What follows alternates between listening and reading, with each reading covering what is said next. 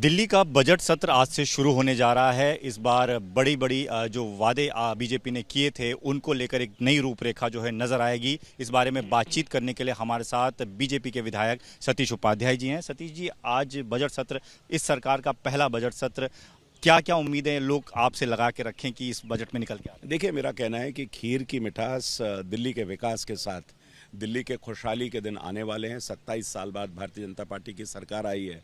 मेरे हिसाब से ये बजट सर्वस्पर्शी होगा, सर्वव्यापी होगा। हमारी दिल्ली के मुख्यमंत्री ने जिस तरीके से समाज के सभी वर्गों के साथ विमर्श किया है, चाहे वो युवा हैं, महिला हैं, व्यवसायी हैं, अनऑथराइज कॉलोनी हैं, झुग्गी झोंपड़ी हैं, तो सभी वर्गों के साथ उन्होंने इसमें संकल्प लिए हैं और बात की है। हमारे संकल्प पत्र में भी देश के प्रधानमंत्री माननीय मोदी जी के नेतृत्व में जो विकसित भारत का सपना है और वही विकसित दिल्ली, मुझे लगता है कि इस बजट में निश्चित रूप से पूरी होगी। और एक दिल्ली के गौरव को बढ़ाने वाला बजट, दिल्ली को विकास देने वाला बजट, दिल्ली की गति को बुलेट ट्रेन की रफ्तार से चलाने वाला बजट होगा। सर, एक तरफ विपक्ष आप पर सवाल उठा रहा है। वो कह रहा है कि जो वादे आपने किए थे, खासतौर पर 2500 रुपये महिलाओं को देने वाला, पहली कैबिनेट में पास करना था, वो पास नहीं किया गया।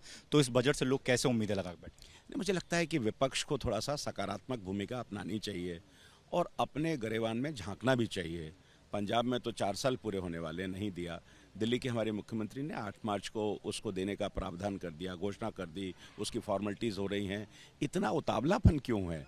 हाँ, लोगों को निश्चित रूप से जो संकल्प पत्र में हमने वायदे किए हैं, चाहे आयुष्मान भारत का है, चाहे महिला संकल्प निधि का है, चाहे वो सिलेंडर का है, थोड़ा इंतज़ार करिए।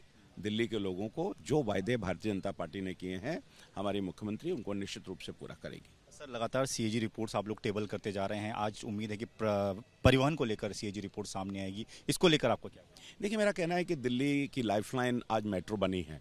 उससे पहले दिल्ली की लाइफलाइन डीटीसी थी। डीटीसी को पूरी तरह से भ्रष्टाचार के कारण समाप्त कर दिया गया। जो लोगों को ट्रांसपोर्ट में जाना था, लोगों को सुविधा उठानी थी, लोग अपने व्हीकल्स को छोड़ सकते थे, पॉल्यूशन को समाप्त कर सकते थे, आपने उसमें कुछ नहीं किया।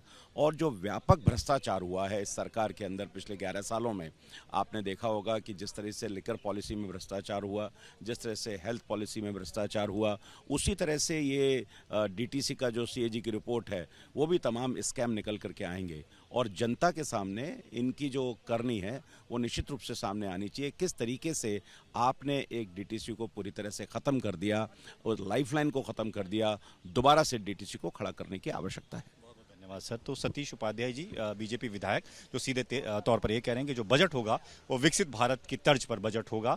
और सीएजी रिपोर्ट को लेकर उनका कहना है कि आज जो परिवहन को लेकर सीएजी रिपोर्ट सामने आएगी उसमें कई बड़े खुलासे हो सकते हैं। कैमरामैन निखिल रस्तोगी के साथ दीपक सिंह रावत, एबीपी न्यूज़, दिल्ली।